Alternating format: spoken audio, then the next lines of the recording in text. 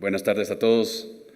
Welcome to this session on multilateral support to environmental action and research in Latin America. I'm Francisco Alpizar, and I'm very happy to be, hosting this session. We are going to hear three presentations, starting with Juan Odriozola from the CAF. Juan is going to present a flagship report on climate change and biodiversity, and another one on energy transitions applicable to the whole of Latin America and the Caribbean. That will be followed by Alan Blackman and Bridget Hoffman, and they are going to from the Inter-American Development Bank, and they are going to be presenting their flagship report, Development in the Americas, entitled Perils and Promise. And then we are going to have Jason Donovan from IDRC, Latin America and the Caribbean. And he's going to give us an introduction to IDRC and opportunities for research collaboration. Each speaker is going to get 15 to 20 minutes. We are going to speak in sequence. And then we are going to sit in front of you and take questions and comments and so on and so forth.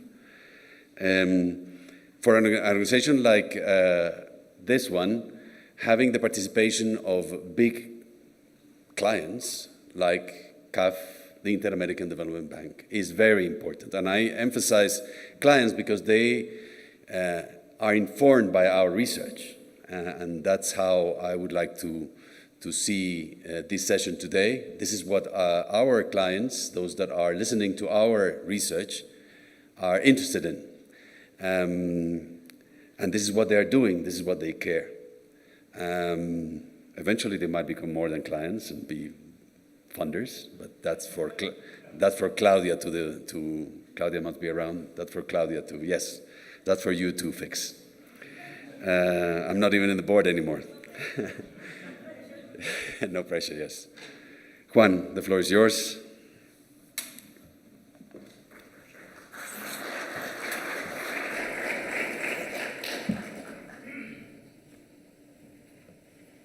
Hi, everyone. Thank you for being here. Thank you, LAERE, for organizing this great conference. Today, I'm going to give you a really brief summary of two of our flagships, the one we released in 2023 about climate change and biodiversity, and the one we released in 2024 about energy transition. So, one advertisement. Next Monday, we are presenting a 20-year special anniversary report. So I encourage you, everyone, to take a look at these reports and also take a look at the 20 years of research that we have been doing in Latin America and the Caribbean. So I want to start with this picture that probably you all know. And this is how emissions in Latin America look. And why this picture is important is because it looks completely different from those that are pushing the agenda on climate change. So for Latin America and the Caribbean, 60% of our emissions come from the agriculture, forestry, and other land use sector. And only the rest of 40% come from what are the biggest players in the developing countries. And this is going to be really important because this is not only a difference in our emissions, but this combined with the fact that we are a developing region, that we have a big difference in our natural capital, in the vulnerabilities of our economy, is going to say that we're not only going to face a different challenge from climate change, but we also can provide different solutions to climate change. So this is also something that you already know, that Latin America and the Caribbean has an extraordinary wealth in ecosystem and biodiversity, but this wealth, this natural capital, is being lost at a quite accelerated pace. If we look at our region, in the beginning of the 19th century, it was practically all wildland and semi-natural land, while now, in the 2017, for South America, this is less than 50%, and this is even worse for Central America, Mesoamerica, and the Caribbean. That is around 20 and 30%, right? So I don't need to tell you a lot about this, but this loss of natural capital is also a loss in all the ecosystem services that this natural capital provides. And We have mitigation, adaptation, pollination, pest control, you know the deal, but these are all ecosystem services that we not only don't know yet how to put into dollars, but we are losing rapidly in our region. And something that is a bit of, or at least was a bit of a misconception at the beginning when we were discussing this topic is, okay, this rapid loss of this natural capital comes from the expansion of the urban frontiers, because this is a really urban region, and that is not entirely true. Only 4% of our region is occupied by settlements, while about 50% of our region is dedicated mostly to agriculture. So this is, again, this marks a huge difference between our region and the developing countries and the countries that are pushing the environmental agenda. And it's that agricultural sector is one of the most vulnerable sectors to climate change, and a huge bunch of our economies depend on this sector to survive. So we have different challenges and different solutions. Oh, there's a slide missing, but doesn't matter. In our report, we have 5 main policy recommendations. I'm not going to talk about all of them today because I'm not going to have enough time, but I want to highlight 2. And one is the preservation and regeneration of ecosystems. And here is a starting point that is good for the region, because we have 22% of the land area that is protected areas, and 28% of our maritime surface that is also protected areas. And here we are pioneers, we are leaders in these things. But not only we have these protected areas, but 70% of the land protected areas is multiple use areas, and 50% of maritime areas are multiple use. And these multiple use areas not only protect the ecosystems, but also encourage sustainable economic activities. Oh, sorry, I should be back.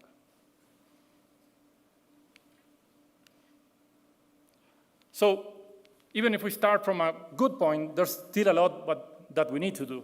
And something that I highlight is regulation. We still need to do a lot in enforcing that these protected areas are actually protecting what they should protect and in the way that they should protect it. And also, something that we highlight in the book is that we need to integrate native communities and local communities in this process, and that has been proven to give a lot of good results in the conservation of natural areas. Something else that has been discussed in this conference is the payment for ecosystem services, and this is definitely something that should help the region to stop or at least slow down the rapid increase in the frontier of the agricultural sector. And something else that is a weakness that the region had, I think forever, is the regional coordination. And this is something that is important not only to have a single voice or a unified voice in the international coordination, but it is also important to attract financing for adaptation and biodiversity conservation projects. Okay? So let's go back to this slide. Here, I already talked a little bit about what's in this 58%, and I intentionally left out most part of the mitigation. You can go to the book. Probably you know most about it.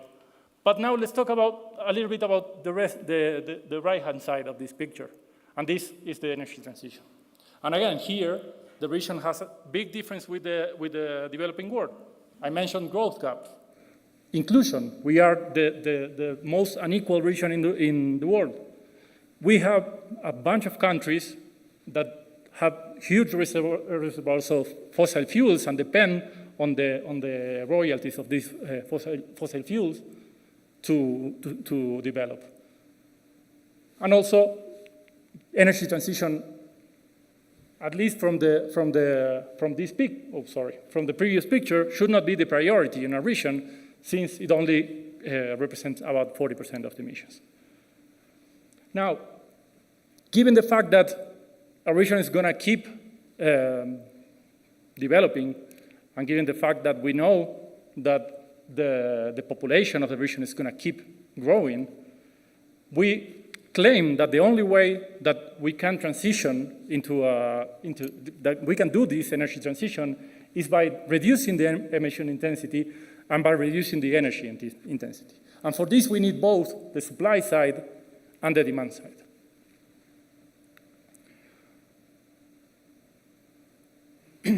So we identify 4 main pillars.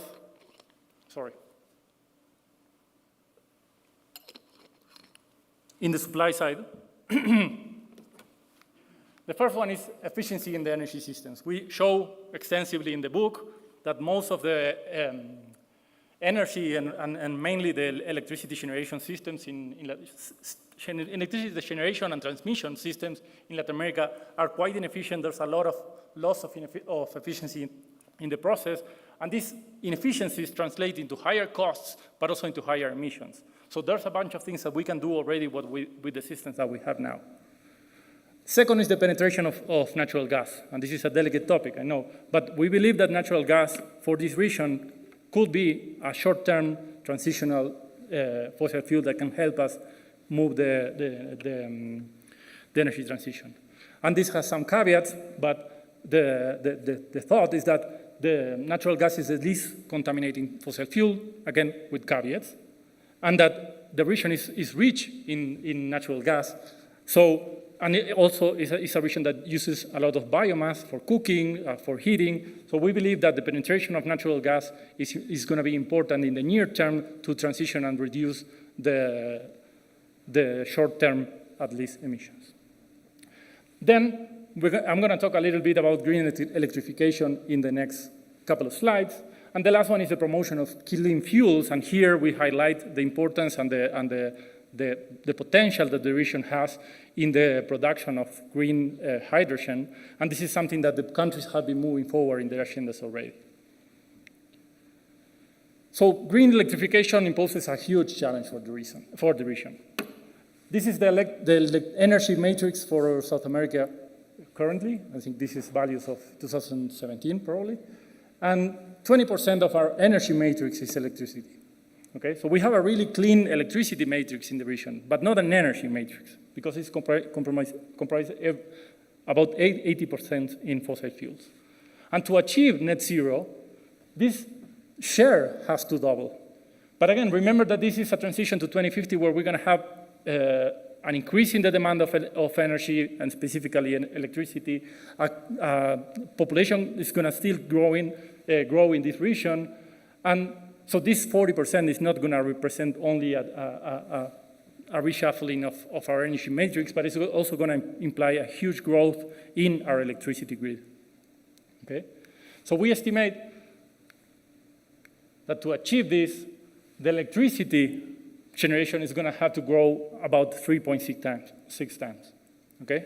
And this, in order to achieve net zero, has to go hand to hand with renewable energy. And you can see that this is a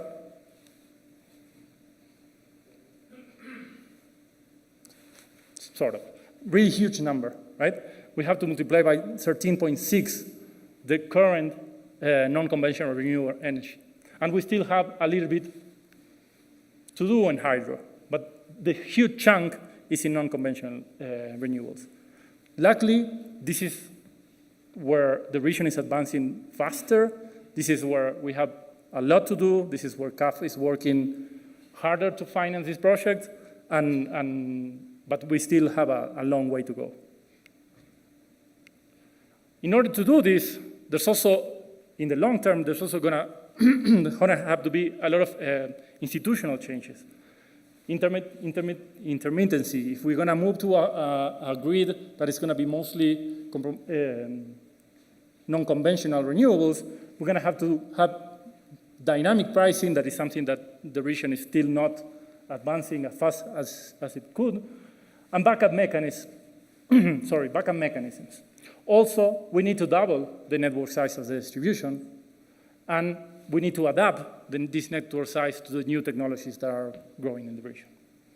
And finally, we need to adapt the regulations to the new reality of the energy grid of the region. In terms of clean fuels, I mentioned a little bit the hydrogen. There's still some way to go. We talk a lot about industry hubs, trying to reduce the distributional cost by having the generation of hydrogen close to the main demanders of hydrogen. But in terms of biofuels, the main challenge for the region is the competition between for land between agriculture and biofuels. And for that, we highlight the need, that's something that we talk in the 2023 book, the need for the increase in agricultural productivity to slow or reduce the increase in the agricultural frontier, and also the production of biofuels in degraded lands and using agricultural waste and urban waste as the main input. In terms of demand, we talk in the book specifically about industry, and we talk mostly about hard-to-abate industries, specifically cement, steel, and chemicals, and with a focus on plastic. Here is a place where there's little that can be done, but there's still some that can be done in the region. For example, related to the point that I just mentioned, increasing the use of clean fuels in hard-to-abate industries, and a higher use of circular economy, and the transformation of the productive processes. We highlight in the book some of the industries, especially in steel and cement, use really old infrastructure that, of course, is way more polluting than the newest infrastructure. Then in transport, we don't believe that electric vehicles are, we don't believe that the change one-to-one fossil fuels to electric vehicles is a solution for a region. We still believe that there's a place where we need to advance, but we highlight the importance of the improvement and the investment in urban passengers, not only for public transport, but also for active mobility. The use of clean fuels in high freight transport, and the electrification of the last mile logistic. And then finally, for residential, as you can see, the direct emissions, energy emissions of the residential sector is really low. But here, what we highlight in the book is the need for the improve in the access and affordability of efficient appliances, and also quite related to the talk that we had today, the need to reduce the use of biomass in cooking and in heating in poor households in South America. Something I just wanted to mention is not entirely related with the way that we think we should pass the energy transition, but it's a huge asset for the region, is critical minerals. In the left-hand side, we have the critical mineral productions for the countries of South America. And you can see that, for example, the percentage, this is incorrect, is production. The percentage of production of silver is more than half of the world, only by countries in South America. And also, if we look at reserves, we are also a region that is quite rich in critical minerals that are going to be essential for the energy transition. And here we talk about the importance in regulations and important in resolving conflicts and in integrating native and local communities in the process, again, as it was talked yesterday. So this is just a crazy preview of what we're going to do next year. We're going to have a report on rural development in Latin America, where we are thinking agriculture as the center of the product sector, but not the only thing. We're going to try to talk about how agriculture interacts with these other sectors. And also, we're going to have a huge role in identifying what is the rural population of Latin America and the Caribbean, how does it look, and the main problems that they face. So, thank you very much.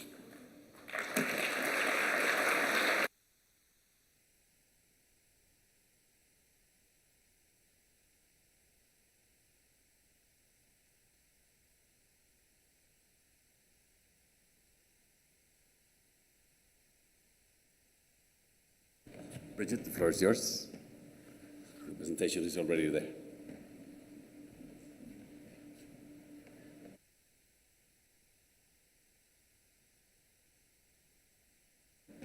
So thank you very much to LAERE for organizing this session. My name is Bridget Hoffman, and I'm one of the 4 co-editors of the latest edition of the Development in the Americas series of the Inter-American Development Bank. And our idea is titled Peril and Promise, Tackling Climate Change in Latin America and the Caribbean. The other co-editors of this flagship publication are Alan Blackman, Eduardo Cavallo, and Adrian Voigt-Schulb. The impacts of a warming planet are challenging, but addressing these impacts also presents an opportunity for progress. This dual reality is the essence of the book that we are presenting today. This new edition of the Development in the Americas series explores how we can both avoid the dangers and seize the opportunities ahead. Climate action has been slowed by the perception of a trade-off. Countries sacrifice short-term economic growth to ensure long-run global environmental and economic benefits. But mounting evidence suggests that while some trade-offs exist, many investments in climate change adaptation and mitigation are in each country's best interest because they help to achieve development goals in the short to medium term. That is, climate action is positive development action.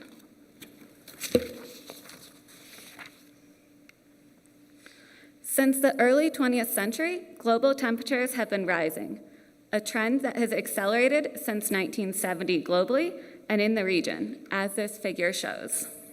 Current global temperatures are approximately 1 degree Celsius higher than pre-industrial levels and are on track to exceed 1.5 degrees Celsius by 2030. Latin America and the Caribbean are above the global average. 2023 was the warmest year on record, and all signs indicate that this record will be broken again soon. Rising temperatures are linked to more extreme weather events.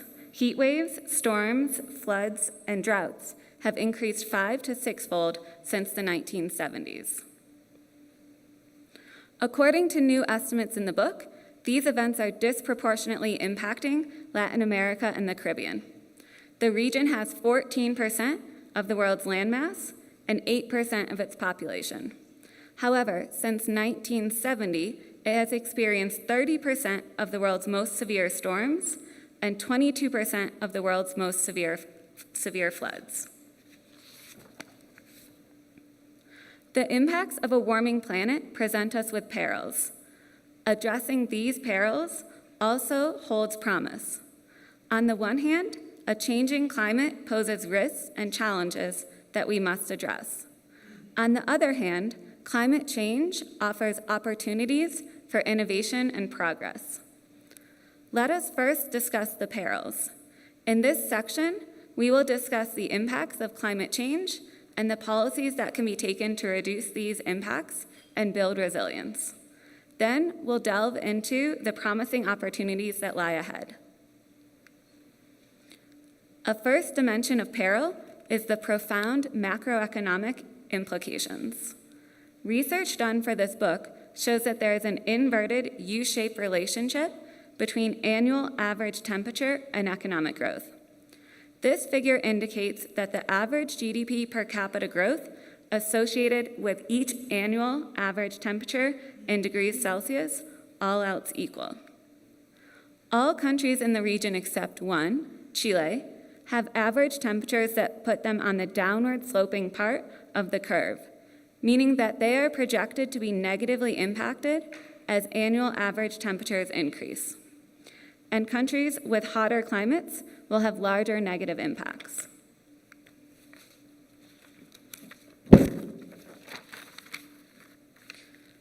Climate change is projected to increase the mean and variance of the temperature distribution, leading to more frequent and intense periods of extreme heat. This figure is also part of the original research done for the book and shows that extreme heat reduces economic growth in the region and that the magnitude of these negative effects is increasing in terms of both the intensity and duration of heat waves.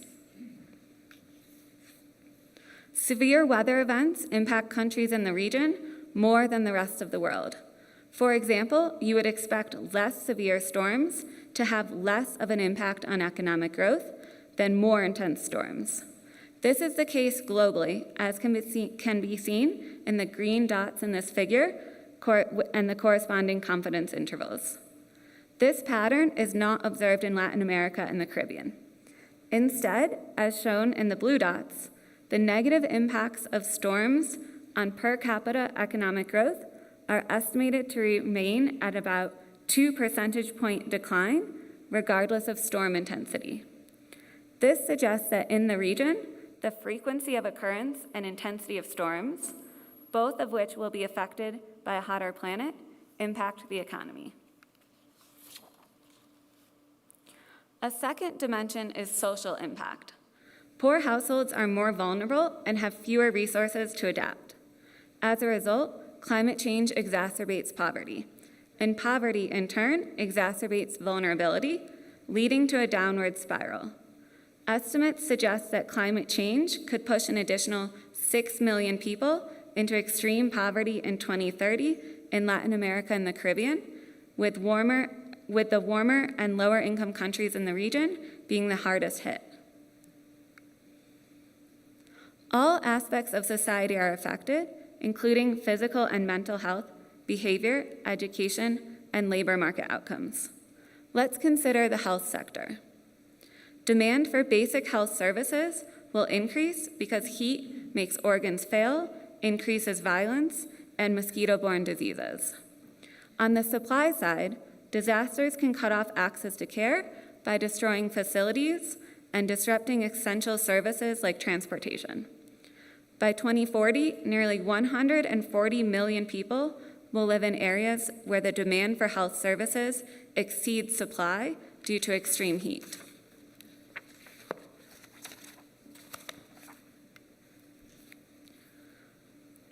Our infrastructure will come under pressure, whether through gradual changes like rising sea levels and shifting rainfall patterns, or through more frequent and intense extreme events.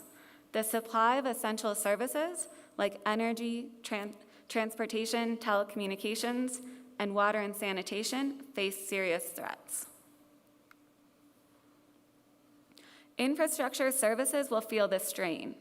For example, temperature anomalies increase the need for cooling. This figure shows how in Colombia, electricity consumption rises with higher temperatures, and this increase is more pronounced among higher income households that can afford air conditioning. For each degree Celsius rise in temperature, wealthier households consume 6% more electricity compared to a 2% increase observed for low-income households, which is also rising rapidly. Another dimension of peril is fiscal. As we've seen, higher temperatures and extreme weather events reduce productivity and economic growth, which leads to lower tax revenues and increased spending needs. More will need to be invested in adaptation. But there's another factor to consider. The costs of financing go up when countries are faced with adverse shocks. With lower revenues, higher spending needs, and more expensive borrowing, fiscal deficits increase and debt levels are under pressure. A study of countries in the Caribbean Basin that we did for this book found that debt accumulation speeds up by 10% 2 years after, 10% 2 years after a severe storm. 3 years later, debt levels are on average 18% higher than they would have been without the storm. Yet another dimension is biodiversity. A warming planet accelerates biodiversity loss, which in turn makes temperatures rise even more and reduces the environmental services nature provides. This figure shows that between 1970 and 2017, for Latin America and the Caribbean, the average monitored species lost 94% of its population, the greatest decline in the world by far. This loss has serious economic consequences. Let me give you an example of a key ecosystem in the region. The Amazon basin, home to the largest tropical rainforest in the world, provides invaluable ecosystem services. It is an enormous carbon sink, storing between 150 and 200 billion tons of carbon. However, climate change and intense human activity are pushing the Amazon toward a tipping point beyond which restoration may no longer be possible. A conservative estimate done at the IDB puts the regional economic cost of reaching that tipping point at around 257 billion in lost GDP by 2050, with Brazil facing 184 billion in losses alone. On the other hand, policies to prevent the Amazon from reaching this tipping point could generate an additional 339 billion in economic benefits. A final dimension I want to highlight in this part is food security. Although Latin America and the Caribbean is a major food producer, food insecurity in the region is above the global average. Higher temperatures are exacerbating this situation because, as this figure shows, countries that are more vulnerable to climate change also have highest levels of food insecurity. And now I'll pass it over to Alan.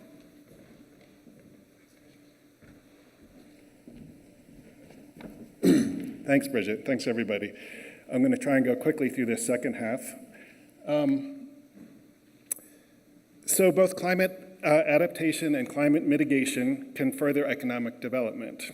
That's what we mean by the promise in peril and promise. I'm going to start the second part of the presentation with some examples of policies that are typically used to advance economic development, but that are also critically important for climate adaptation. The first example is social protection. We know social protection programs like job training and cash transfers are a key means of alleviating poverty. These programs are also needed to advance climate adaptation, but to do that effectively, they generally have to be expanded and made more flexible. For example, after climate disasters, cash transfer programs need to quickly enroll new beneficiaries to help them recover and to prevent them from falling back into poverty. A second example has to do with infrastructure. Infrastructure investments are critical both for economic development and for climate adaptation. To advance climate adaptations, it is critically important to invest in infrastructure projects that protect against climate change. To do that, the IDB recently supported the Dominican Republic to use so-called blue spot analysis. This is a method that allows policymakers to identify the risks that climate disasters create for transportation systems and then prioritize investments to reduce those risks. This prioritization is depicted in this slide. Trade policies are a third example. They not only spur economic development and growth, but they also allow countries to import technology and to soften the blows of climate change. While these three examples are by no means a comprehensive list of adaptation policies, they illustrate an important point. Climate adaptation policies are needed in multiple sectors. That point, in turn, underscores the need for a systemic, multi-sectoral approach to adaptation that addresses health, agriculture, social protection, and infrastructure services.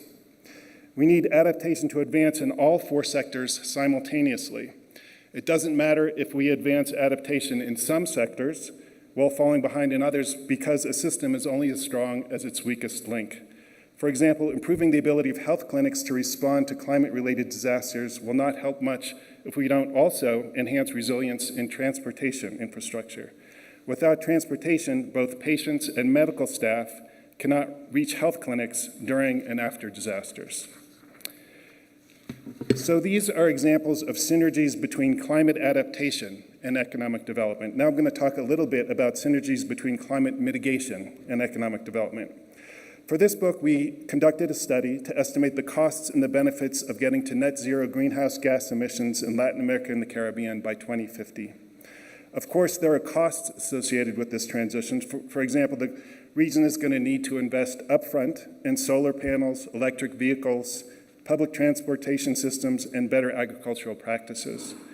But we find that these investments will pay for themselves thanks to savings on electricity and fuel, increases in productivity, yielding a net benefit of $700 billion, or 10% of the region's GDP.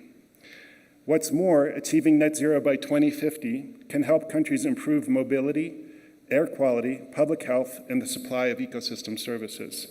These indirect effects are hard to quantify, but our simulations suggest that if included, they would generate total net benefits of $2.7 trillion, which is equivalent to about 40% of the region's GDP.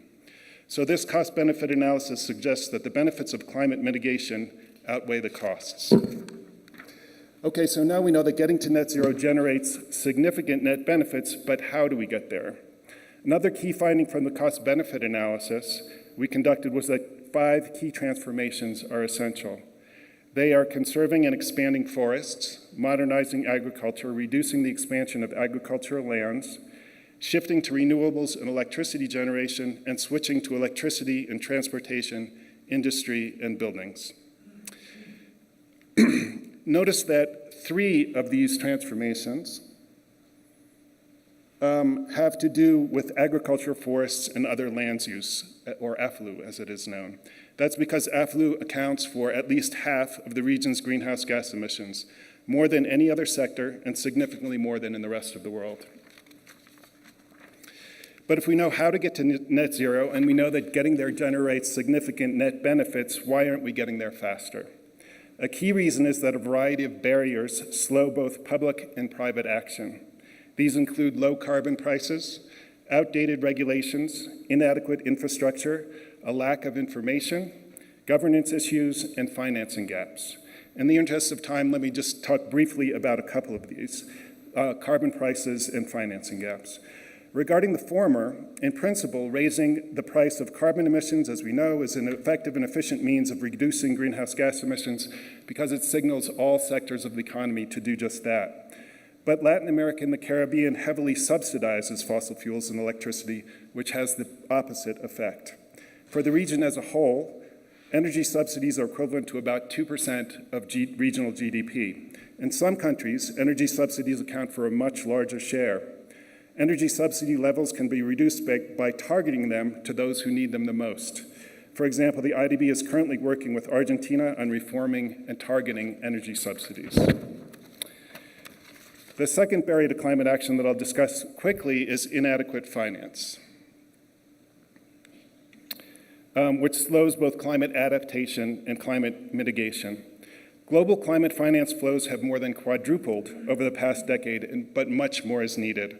According to an IDB study, Latin America and the Caribbean alone require somewhere between $500 billion and $1.3 trillion of climate finance annually, equal to about 7 to 19% of the region's GDP. Given shortages of domestic financing, the bulk of new climate financing is going to have to come from external sources. Therefore, it's critical to lower the region's borrowing costs and to attract foreign direct investment. IDB is currently supporting a range of initiatives with this goal, including bid klima, debt swaps, and other innovative financial instruments. According to data from the Climate Policy Initiative, Latin America and the Caribbean recorded an average of $52 billion in climate finance in 2021 and 2022. This figure here shows that the source of this finance was split about evenly between public sector, depicted in green, and the private sector, depicted in blue. On the right-hand side of the figure, you can see that on the public sector side, the largest share of financing, 77%, came from MDBs, and on the private sector side, the largest share, 54%, came from corporations. So this brief discussion of climate policy shows that the road ahead is demanding and a lot of work lies before us. However, governments have a lot of policy levers at their disposal. Many of them are discussed in the report. By way of closing, let me focus on just one, which is securing citizen support.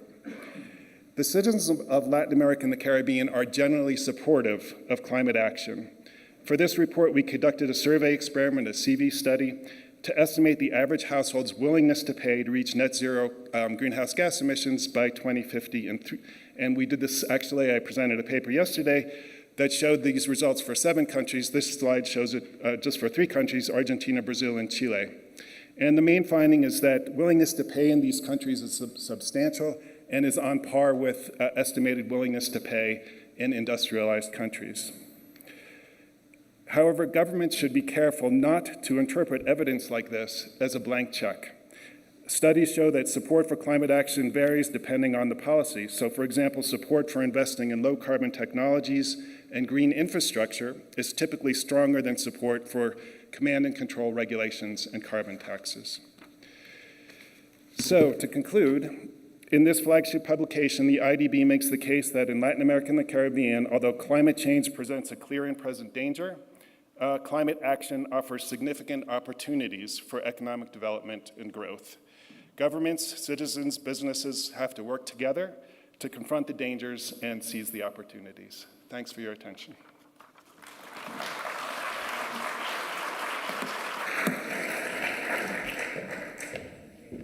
All right. We'll switch gears here a little bit. So I'm Jason Donovan.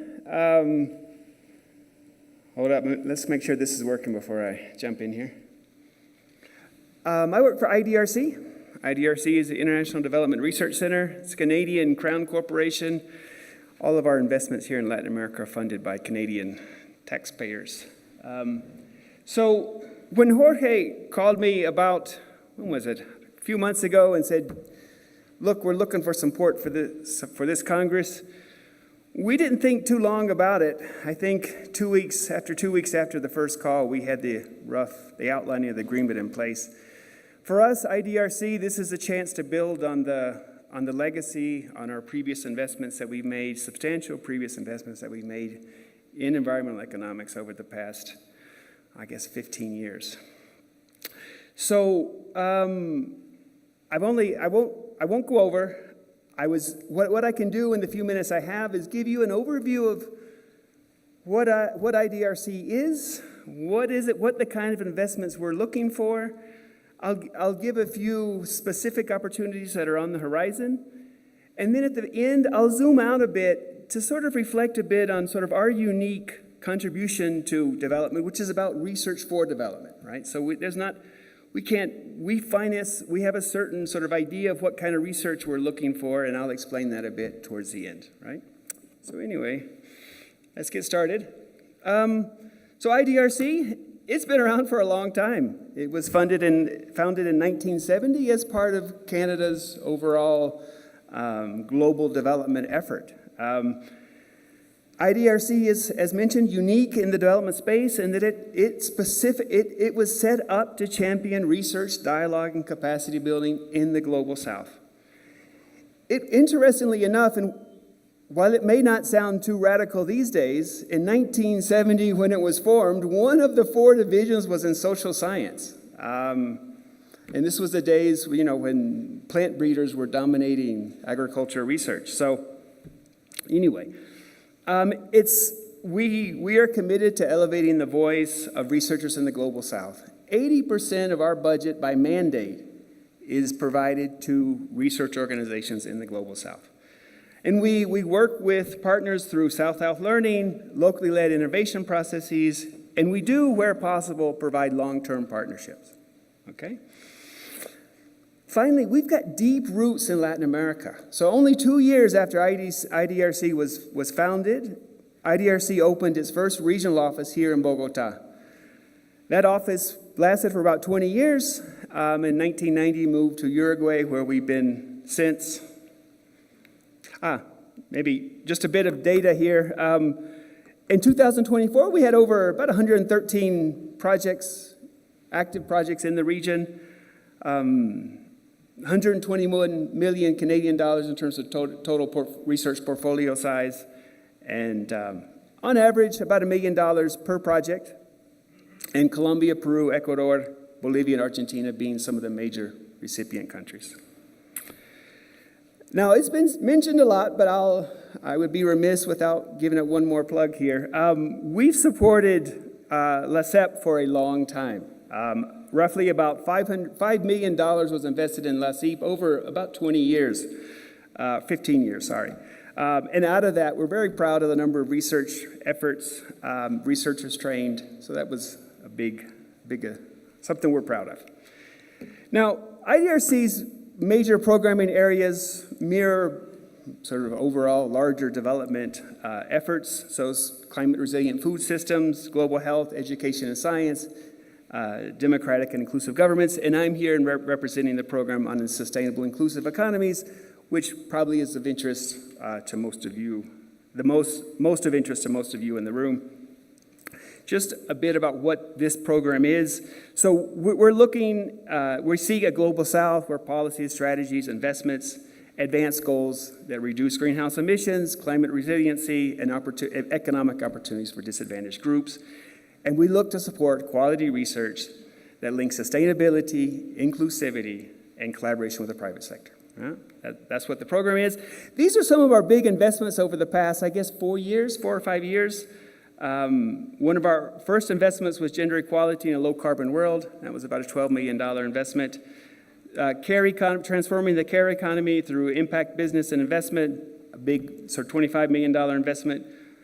Clean energy for development, SEDCA, $18 million. And then last year, we reinvested in high potential projects. So that's one of the ways we have to provide more longer-term support where we can. So now I'll just mention very briefly some of the specific themes that are of interest here in our program in the region. And one of those is climate finance. So the narrative here is well known. The needs are great for both adaptation, mitigation. There's not enough money around.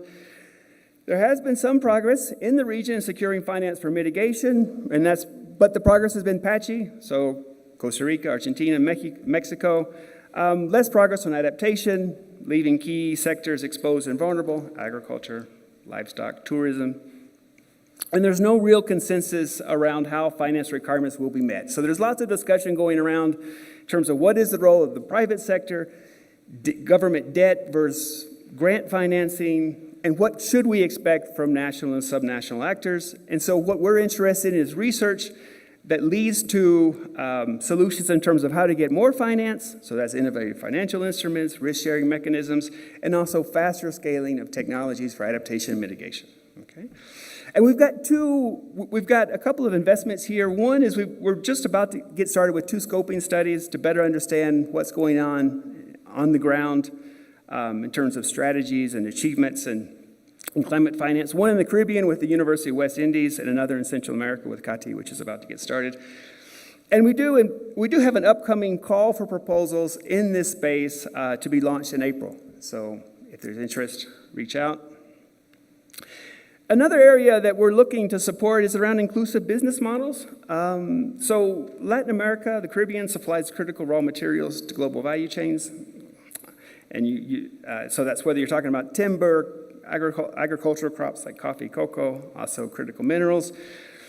And the sustainability of these value chains depends on effective cost-benefit sharing agreements between buyers and the expectations, aspirations, and requirements of local suppliers. So anyway, we're looking to facilitate learning and cooperation on how to build business models that are more inclusive and sustainable, and in the context of mining, forestry, agriculture, and fisheries. One of the things, we've got some discussions ongoing now about potential work in CSR, so corporate social responsibility, and lithium mining. Again, the narrative here is pretty well known. The global demand for lithium is high. It's as high as it's ever been, and likely will remain high in the foreseeable future. Mining companies have been investing, CSR investments, offering jobs, procurement, royalties, et cetera. Nonetheless, we know communities still face negative impacts in terms of environment, local livelihoods. And so we're looking at research that'll help us better understand the potential to reduce environmental damage from mining through innovation in technology and institutions. We're looking to understand the evolution of CSR strategies and the implications for communities and for the environment. And we're also looking to better understand the capacity of governments and civil society to deliver on development goals. Okay? Now, another topic we're interested in is this idea of greening value chains. Greening value chains can mean lots of things. It can be recycling. It can be different innovation and production processes.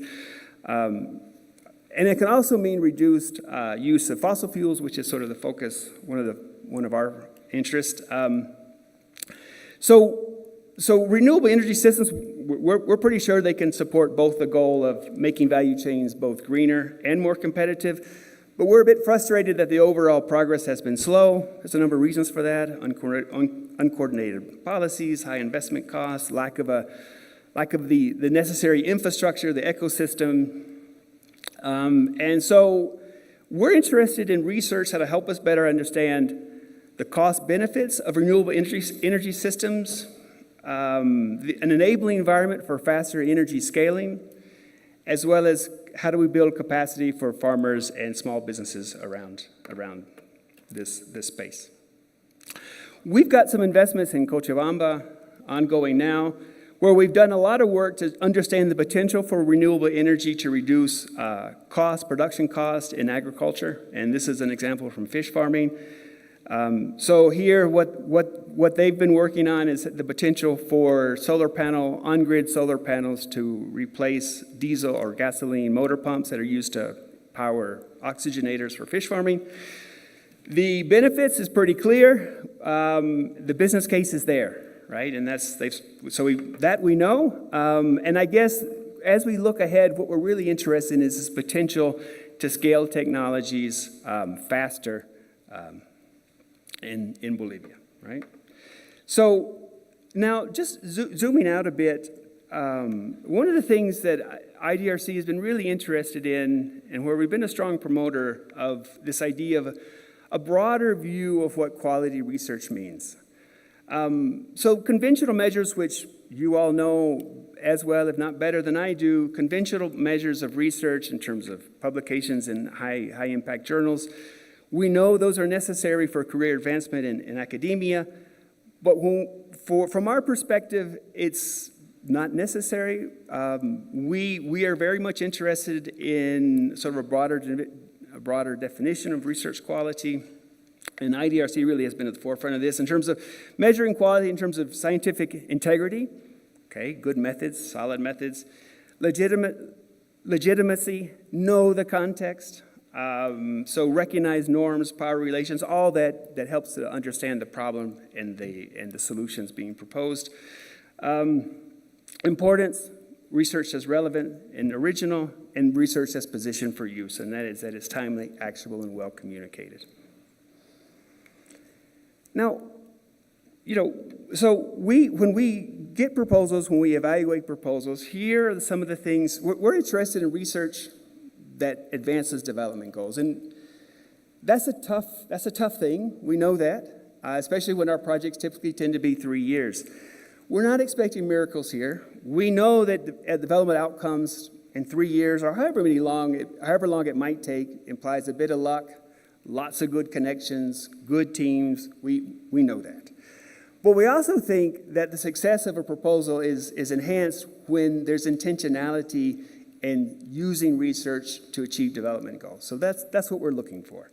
So we're looking for a deep understanding of the development challenge from multiple angles, whether that's from households, from businesses, from government.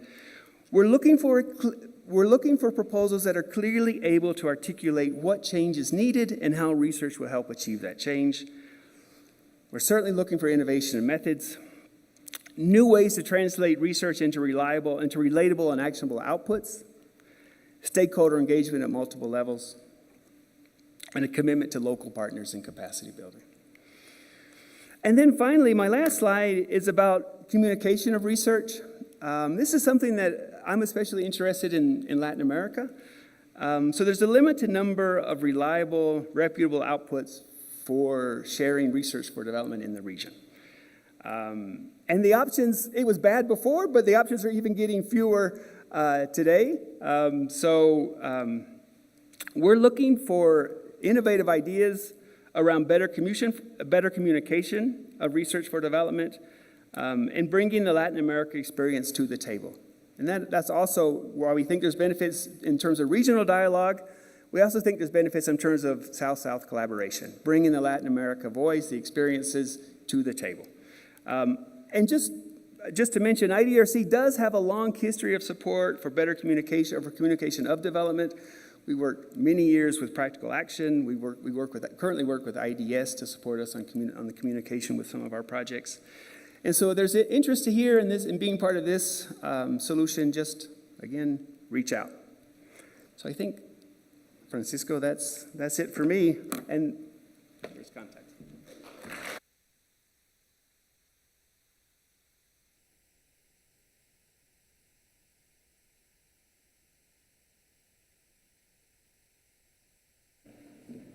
So please join me in the front.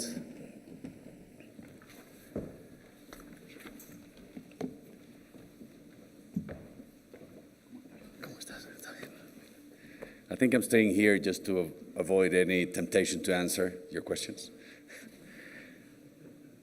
So we have heard these three big clients express what they're doing and why they are interested in our research. And I was wondering whether you have questions to ask to them. Please raise your hands, and there are microphones around you.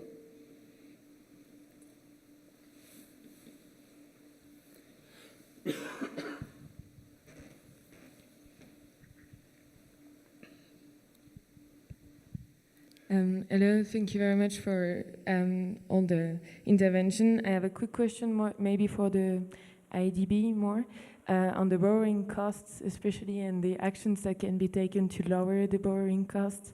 Because you mentioned some debt swap or innovative financial instruments, and I wonder if you want to develop a bit more on that, especially that I saw that last week Colombia finally said no to a debt swap deal because of the sovereign risk that can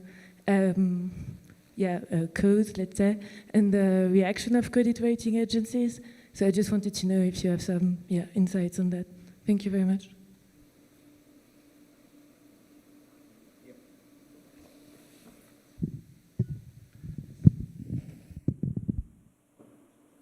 Yes.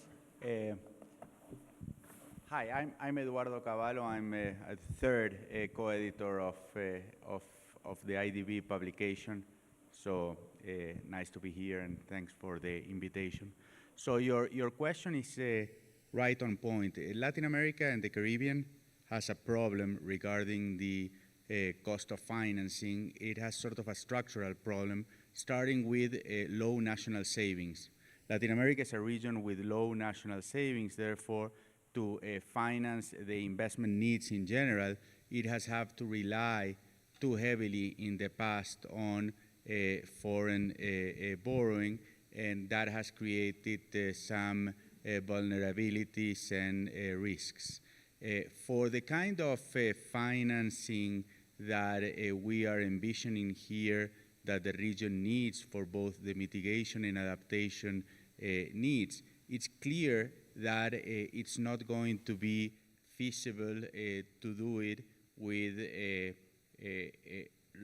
local resources because we are starting from a low saving point.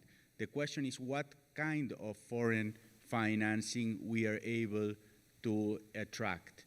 And in this regard, one critical element is to try to attract foreign direct investment, which is usually longer term, and it goes to the sectors that we needed to go in order to achieve these goals.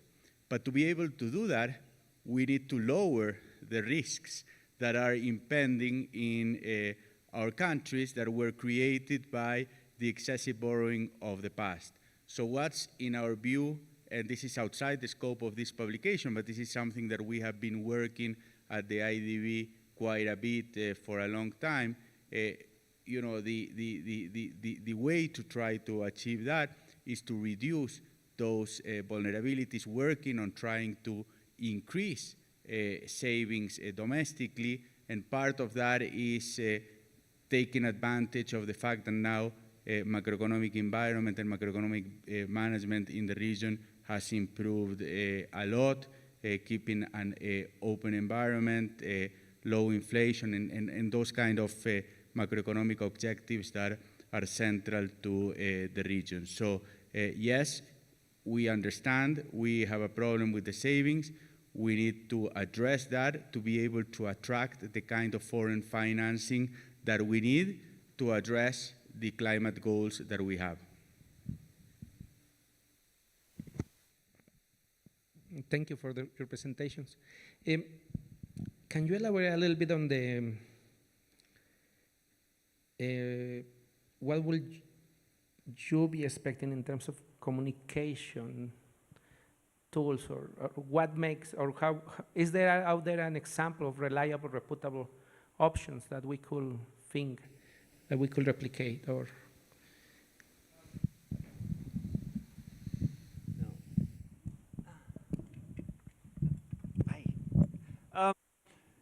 no, I mean, I think there have been various efforts in the past, right? So we know that there's some locally sort of regional focus revista or magazines that are out there, but those have had a hard time achieving sustainability and the scale we're looking for. I think, you know, Practical Action has also attempted, they had some practitioner-oriented journals out there. Those closed down a few years ago. So it's a hard space to operate, we know that, and so it's, I think I was always impressed with AgriLink, so the effort by USAID to communicate research, and that's sort of, I guess, one of the examples I had in mind. But I think we're really open to ideas here, and ideas are welcome. So no, I don't have anything particularly in mind, but it's like I guess it's one of those things you'll know it when you see it. So be happy to talk about any ideas that you might have. But it's something that I think IDRC in general, as we've been discussing a lot about this, how to better communicate some research from our partners in ways other than journal articles, which, let's be clear, for us, journal articles are great, do them, but usually they're published 3 years after our financing ends, right? So we'll never see that we'll never report on those anyway, right? So we're looking for also ways of communication during the project cycle is another thing that's important for us. And so this idea, you know, that you'll write an article 3 years into the project, no. I mean, the pressure for us to show that these projects are delivering for Canada, for development, is immense from the start, right? So those are some of the kind of ways in which we're looking for this community to sort of work with us and try to innovate in terms of how we communicate what we do, why it matters.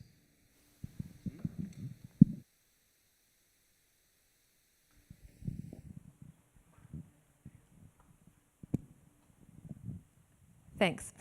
So I wanted to pick up on the idea that there's a need for higher quality, more relevant research for development, so grounded in local realities, high scientific integrity, and maybe hear from the other panelists about ideas about how to structural changes that might further that.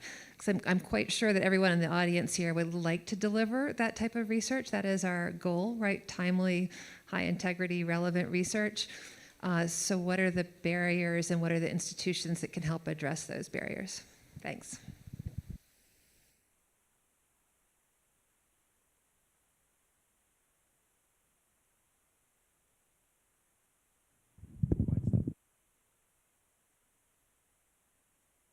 So one of the initiatives that we have in that direction at the IDB is called Red Centros.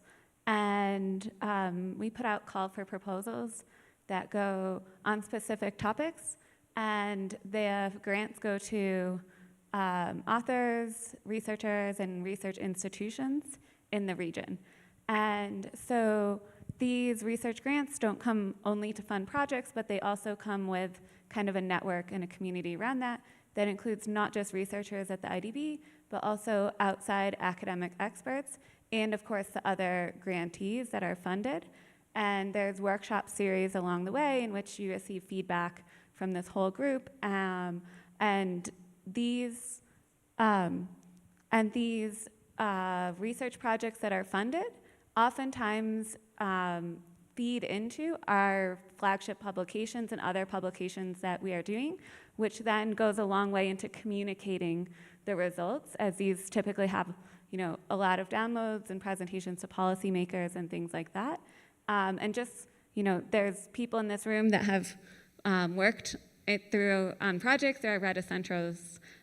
One example is the electricity consumption in Colombia that we had in our presentation here was done by Sean McRae in one of our Reta Centros. And so, as you can see, like these play important roles in funding projects in the region and also in improving our flagship publications and becoming communicated. Yeah, and in the context of the flagships that are presented each year, when we start preparing these reports, we have a call for papers every single year. The idea of this call for papers is just to move forward the frontier in knowledge for Latin America and the topics that we're discussing. We don't reserve any rights. We just publish the papers as working papers, but we encourage the authors to keep with that research. And also, like some people here has worked, I think we had a panel yesterday with some of these papers that we promote, that we finance, and these people stay in touch, and it creates a network. And we also need for these projects the elaboration of more, let's say, policy papers that don't have a sort of academic final process. It can end up in a paper, but for us it's more like a really helpful input for our flagship. And of course, when we know all these people that has worked with us from the call for papers, is a huge network that ends up working with us again in different type of projects. So yeah, sort of like the IDB. Let me just use this opportunity then to beg you to please send those opportunities, those call for papers or call for proposals to our president so that we can communicate to the rest of the network. This would be very important to do. I think we can take one. Just to finish off with that question, I mean, one of the things we struggle with is that sometimes our research grants go to local NGOs, and so they're very much in the local context, but they have really struggled to get research outputs out. And then at the other extreme, we work with universities that sort of publish but have very weak links to the field. So I think one of the things that we try to do is help facilitate these connections where we know that we've got sort of local partners on the ground that have the strong links with local processes and try to link researchers to them. I'm looking at ways at how we can sort of link some of our local universities and NGOs to researchers in the US and Canada and wherever else. So those are some of the ways that we're trying to sort of through building sort of partnerships, address sort of the limitations that researchers sometimes have, as well as the sort of the limitations that folks on the ground have. Thank you. César, ¿verdad? Sí, dale. I think that, yes, the battery is working. Hi, Cesar Viteri, Charles Darwin Foundation. My question is related to blue economy. I don't know if it's in your radar, this concept of blue economy. Right now it's very trendy in the region, but unfortunately there is a lot of challenges and a lot of topics that need further research in order to implement this concept in a way to make it more fair and more sustainable for the region. So as you can see, research in marine ecosystems, in coastal ecosystems is very marginal, even in this kind of platforms. So I wonder if there is in your radar to increase this your funding for this kind of research. Thank you. All right, if you can. The question is open for all, whoever wants to. So we are really running out of time. So if you can spend not more than 1 minute answering, maybe somebody from representative, not everyone. Yeah, I'll just say that at IDB it is on our radar, the blue economy, and we currently have a couple of studies underway valuing the blue economy in specific countries and in the Caribbean. there's not much I can say here right now. Right now, our focus is on these topics, and the following topic is going to be rural war, as I said, and then we're thinking of moving forward in topics like digitalization. So sadly, I don't see any specific investment in research for that topic, but we do have an agenda on blue economy that is more focused on investment on projects in countries. So from the business side, I can answer yes, there's a lot of work there. From the academic side, sorry, right now, no, but it's a subject that is always around. And as you can see, the topics from our reports are changing year to year, so definitely that's a topic that can come up in the next 2, 3, or 4 years. Thank you for your presentations and for this conversation, and thank you everybody for being here.